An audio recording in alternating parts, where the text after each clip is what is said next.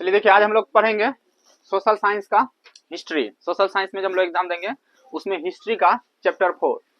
Chapter 4 क्या है? भारत में राष्ट्रवाद। इसका अच्छा से क्वेश्चन हम लोग लघु उत्तरीय प्रश्न पढ़ेंगे जो सब एग्जाम में आता है और आने वाला है।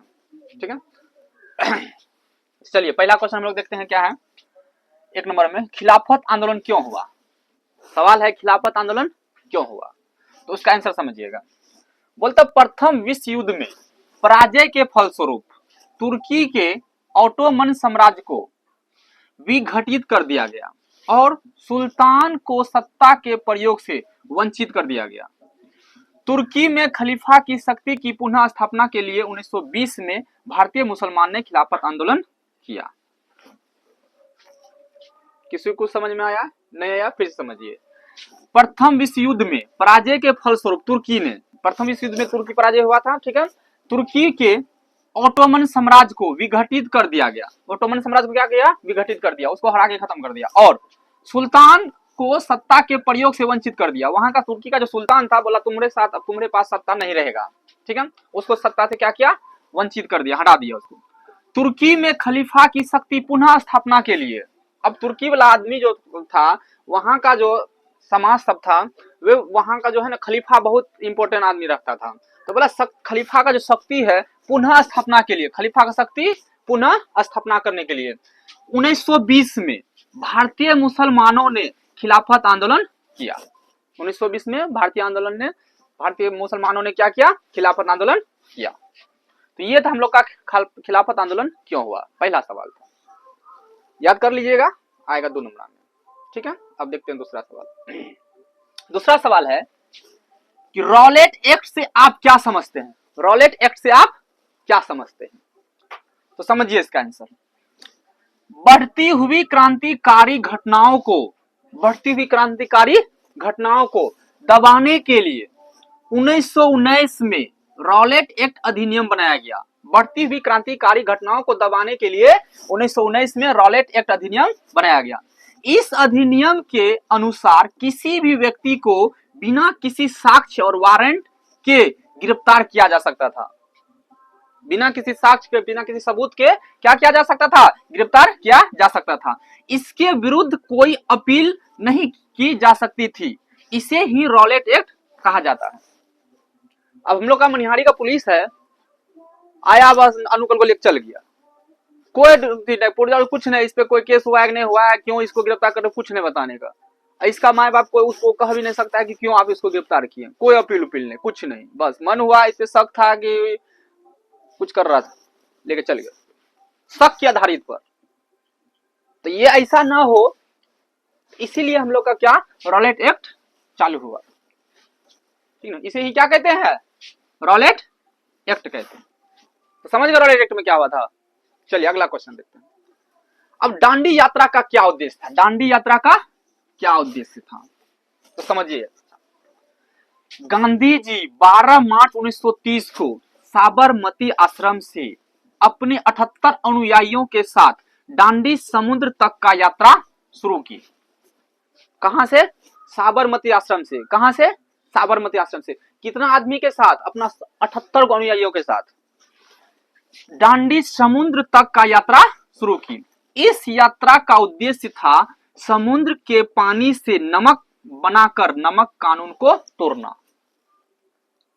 समुद्र का पानी से नमक बनाकर नमक कानून को तोड़ना, यही दांडी यात्रा का उद्देश्य था। समझ गए? क्या सवाल था कि दांडी यात्रा का उद्देश्य क्या था? गांधी जी 12 मार्च 1930 को साबरमती आश्रम से अपने 78 अनुयायियों के साथ दांडी समुद्र तक का यात्रा शुरू की। इस यात्रा का उद्देश्य था कि समुद्र के पानी से नमक बनाकर नमक कानून को तोड़ना। चलिए अगला क्वेश्चन समझते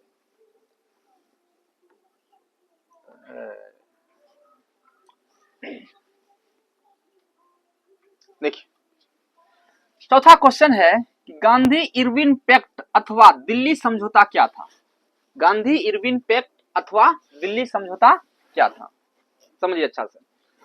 बोलते 5 मार्च 1931 को गांधी जी एवं लॉर्ड इरविन के बीच एक समझौता हुआ। 5 मार्च 1931 को गांधी जी एवं लॉर्ड इरविन के बीच एक क्या हुआ, समझौता हुआ, जिसे गांधी इरविन पैक्ट कहा जाता है। गांधी इरविन पैक्ट कहा जाता है। देखिए नाम से ही आधारित है, गांधी और इरविन, गांधी और इरविन। तो 5 मार्च 1931 को गांधी जी एवं लॉर्ड इरविन के बीच एक समझौता हुआ, एक क्या हुआ, समझौता हुआ, जिसे गांधी इरविन पैक्ट कहा जाता है। इसे दिल्ली समझौता के नाम से भी जाना जाता है, क्योंकि ये जो समझौता हुआ था दिल्ली में हुआ था। कहां पर हुआ था, दिल्ली में, इसीलिए इसका नाम क्या रख दिया, दिल्ली समझौता का भी नाम से जाना जाने लगा। तो समझ गए गांधी इरविन पैक्ट अथवा दिल्ली समझौता क्या था। तो 5 मार्च 1931 को गांधी जी एवं लॉर्ड इरविन के बीच एक समझौता हुआ, जिसे गांधी इरविन पैक्ट कहा जाता है। इसे दिल्ली समझौता के नाम से भी जाना जाता है। ठीक है, बहुत इंपॉर्टेंट सवाल सब। अब यहां समझिए, चंपारण सत्याग्रह का संक्षिप्त विवरण दे। अब चंपारण में जो सत्याग्रह हुआ था वो किस वजह से हुआ था, क्यों हुआ था, उसका संक्षिप्त विवरण दीजिए। तो देखिए ध्यान से, बोलता बिहार में 3 कठिया प्रणाली व्यवस्था प्रचलित थी। बिहार में 3 कठिया प्रणाली व्यवस्था क्या थी, प्रचलित थी। मतलब ये क्या होता है 3 कठिया प्रणाली, समझिए। तो बिहार में अगर कोई आदमी को 1 बीघा जमीन था, मतलब 20 कट्ठा जमीन था, तो उसमें हरेक बिहारी को, हरेक किसान को 3 कट्ठा जमीन पर नील करने का खेती पर आधार किया गया था उसको, अंग्रेज के द्वारा, ब्रिटिश शासन के द्वारा, कि आप 3 कट्ठा जमीन पे नील का खेती जरूर करिएगा, करना ही पड़ेगा आपको, जबरदस्ती भी, ठीक ना। उसी को 3 कठिया प्रणाली कहा गया था। उसी को क्या कहा जाता था, 3 कठिया प्रणाली। बिहार में जितने भी किसान था, जितने भी जमीन था, जिसके पास 1 बीघा था, 2 बीघा होता था 6 कट्ठा करेगा, 3 बीघा होगा तो 9 कट्ठा करेगा, तो मतलब 1 बीघा पर 3 कट्ठा करना ही है, ठीक ना।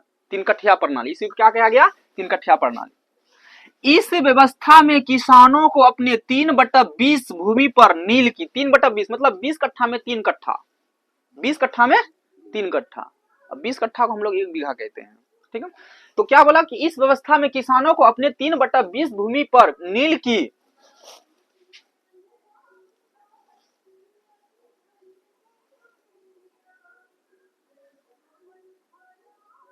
खेती करनी होती थी। 3/20 भाग में नील की खेती क्या करना पड़ता था, नील की खेती करनी होती थी।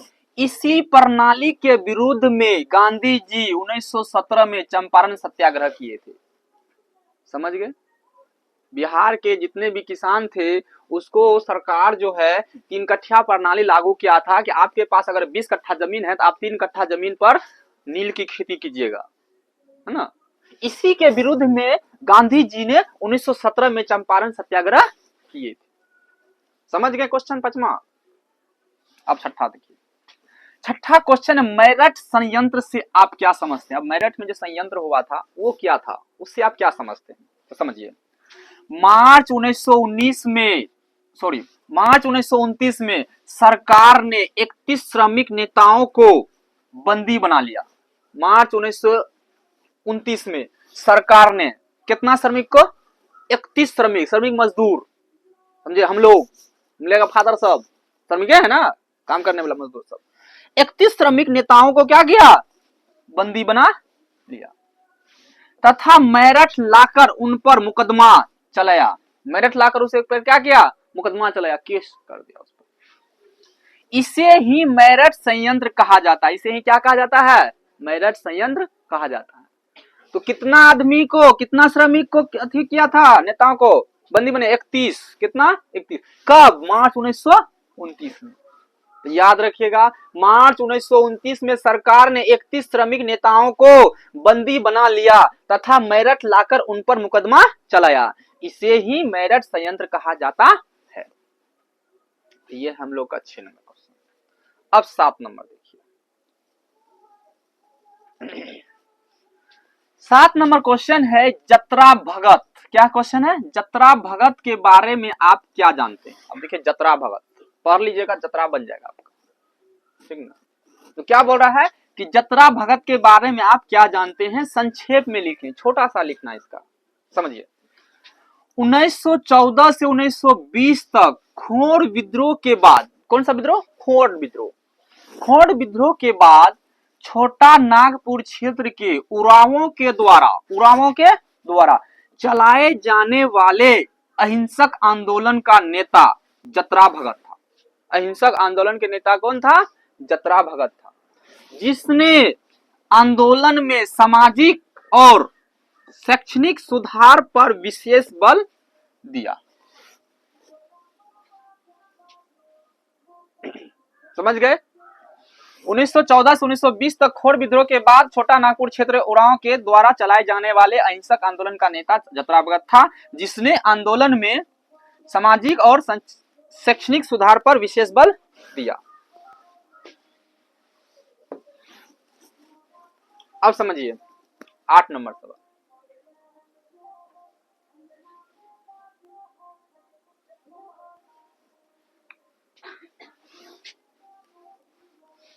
यो गाना गाल जावा लगलो की। चलिए देखिए 8 नंबर सवाल देखते हैं हम लोग। बोलता all India trade union Congress की स्थापना क्यों हुई? देखिए ये भी क्वेश्चन कम नहीं है, पढ़ के जाना है, सब क्वेश्चन जो आएगा बस उसको लिखना है। तो क्या सवाल है कि all India trade union Congress की स्थापना क्यों हुई? अब देखिए CR दास ने सुझाव दिया कि कांग्रेस द्वारा किसानों एवं श्रमिकों का राष्ट्रीय आंदोलन में सक्रिय रूप से शामिल किया जाए। CR दास ने सुझाव दिया कि कांग्रेस द्वारा किसानों एवं श्रमिकों का राष्ट्रीय आंदोलन में सक्रिय रूप से शामिल किया जाए और उनकी मांगों को समर्थन किया जाए। इसलिए 31 अक्टूबर 1920 को कांग्रेस पार्टी ने all India trade union Congress की स्थापना की। समझ गए? CR दास ने सुझाव दिया कि कांग्रेस द्वारा किसानों एवं श्रमिकों का राष्ट्रीय आंदोलन में सक्रिय रूप से शामिल किया जाए और उनकी मांगों को समर्थन किया जाए। इसलिए 31 अक्टूबर 1920 को कांग्रेस पार्टी ने all India trade union Congress की स्थापना की। ठीक है,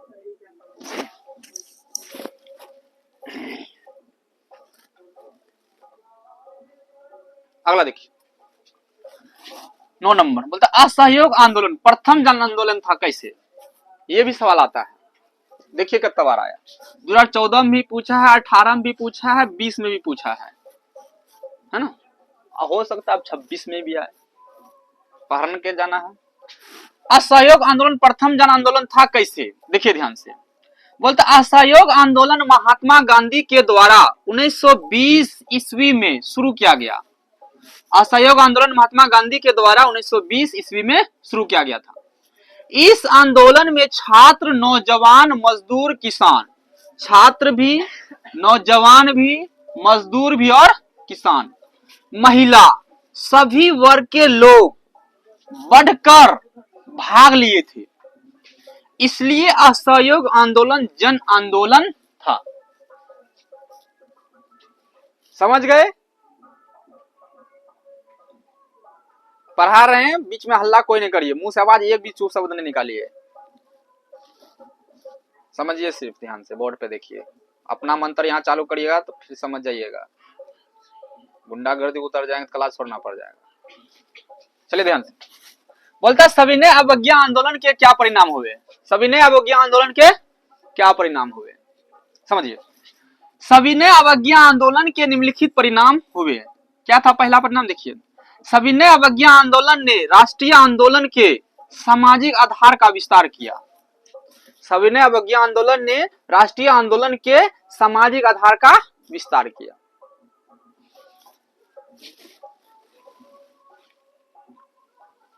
अगला, सविनय अवज्ञा आंदोलन के कारण ब्रिटिश सरकार द्वारा 1935 में भारत शासन अधिनियम पारित किया गया। सविनय अवज्ञा आंदोलन के कारण ब्रिटिश सरकार द्वारा 1935 में भारत शासन अधिनियम पारित किया गया। ये दो पॉइंट याद रखिए। अगला देखिए 11 नंबर क्वेश्चन। बोलता भारतीय राष्ट्रीय कांग्रेस की स्थापना किन परिस्थितियों में हुई? भारतीय राष्ट्रीय कांग्रेस की स्थापना किन परिस्थितियों में हुई? तो ध्यान दीजिए, भारतीय राष्ट्रीय कांग्रेस की स्थापना 1885 में हुई। देखिए ऑब्जेक्टिव सवाल यहां बन जाएगा, भारतीय राष्ट्रीय कांग्रेस की स्थापना कब हुई थी? तो एक ऑप्शन क्या आ गया हम लोग 1885 आंसर। इस समय इंडियन एसोसिएशन द्वारा रेंट बिल का विरोध किया जा रहा था। रेंट बिल का क्या किया जा रहा था? विरोध किया जा रहा था। साथ ही लॉर्ड लिटन द्वारा बनाए गए प्रेस अधिनियम और शस्त्र अधिनियम का भारतीय द्वारा जबरदस्त विरोध किया जा रहा था। भारतीय द्वारा जबरदस्त विरोध किया जा रहा था, जिसके कारण सरकार को प्रेस अधिनियम वापस लेना पड़ा। प्रेस अधिनियम वापस लेना पड़ा। इसके कारण लगने लगा संगठित होना आवश्यक है। इसके कारण लगने लगा कि संगठित होना आवश्यक है, इसलिए कांग्रेस की स्थापना हुई। इसलिए कांग्रेस की स्थापना, अपना सरकार बनाई।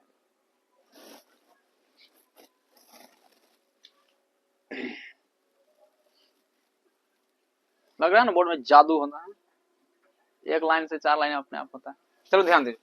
12 नंबर बोलता बिहार के किसान आंदोलन पर एक टिप्पणी लिखिए। अब बिहार का जो किसान आंदोलन हुआ था उसका एक टिप्पणी लिखिए, समझिए अच्छा से। बिहार में 3 कठिया प्रणाली व्यवस्था प्रचलित थी। बिहार में 3 कठिया प्रणाली व्यवस्था क्या थी? प्रचलित थी। अभी तुरंत हम लोग पढ़े थे। नील की खेती करने से भूमि की उर्वरता कम हो जाती थी। नील की खेती करने से भूमि की उर्वरता क्या हो जाती थी? कम हो जाती थी। उसका शक्ति जमीन का खत्म हो जाता था। उसमें फसल लगाने में फिर फसल ढंग से होता नहीं था। ठीक है। और बगान मालिक मनमानी कीमत पर खरीदारी करते थे। बगान मालिक क्या करता था? मनमानी दाम पे खरीदे। आप उपजाएं, उसका अपना मर्जी था, इतना दाम में ही खरीदेंगे, इससे ज्यादा हम दे भी नहीं करेंगे, और कोई खरीदने आता ही नहीं था। ठीक ना। तो मालिक वो अपना मन से अपना दाम पे खरीदता था। विश्व बाजार में नील की मांग घट गई तो बगान मालिक किसानों से अधिक अधिक लगान का मांग करने लगे। समझ रहे हो? विश्व बाजार में नील की मांग घट गई तो बगान मालिक किसानों से अधिक अधिक लगान का मांग करने लगा। इसी विरोध में चंपारण के राजकुमार शुक्ल के आग्रह पर गांधी जी 1917 में चंपारण पहुंचे। इसी 3 कठिया के कारण राजकुमार शुक्ल ने गांधी जी को आमंत्रण किया, आप आइए मेरा गांव, मेरा जगह पे यहाँ चंपारण, और यहाँ का जो ये प्रॉब्लम है, समस्या को निपटाइए। ठीक है। चंपारण पहुंचे और किसानों को 3 कठिया प्रणाली से मुक्ति दिलवाई। किसानों को 3 कठिया प्रणाली से क्या किया गया? मुक्ति दिलवाई। इसे ही चंपारण सत्याग्रह कहा जाता है। तो समझ गए चंपारण सत्याग्रह क्या था?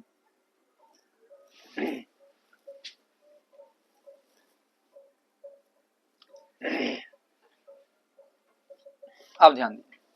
बोलता स्वराज पार्टी का स्थापना एवं उद्देश्य की विवेचना करें। 13 नंबर सवाल है, स्वराज पार्टी का स्थापना एवं उद्देश्य की विवेचना करें। समझिए आंसर। गया अधिवेशन में चितरंजन दास और मोतीलाल नेहरू ने विभिन्न निर्वाचन में भाग लेकर व्यावसायिक सभाओं एवं सार्वजनिक संस्थानों में प्रवेश कर सरकार के कामकाज में अवरोध पैदा करने का प्रस्ताव लाया। गया अधिवेशन में चितरंजन दास और मोतीलाल नेहरू ने विभिन्न निर्वाचन में भाग लेकर व्यावसायिक सभाओं एवं सार्वजनिक संस्थानों में प्रवेश कर सरकार के कामकाज में अवरोध पैदा करने का प्रस्ताव लाया, परंतु यह प्रस्ताव पारित नहीं हो पाया।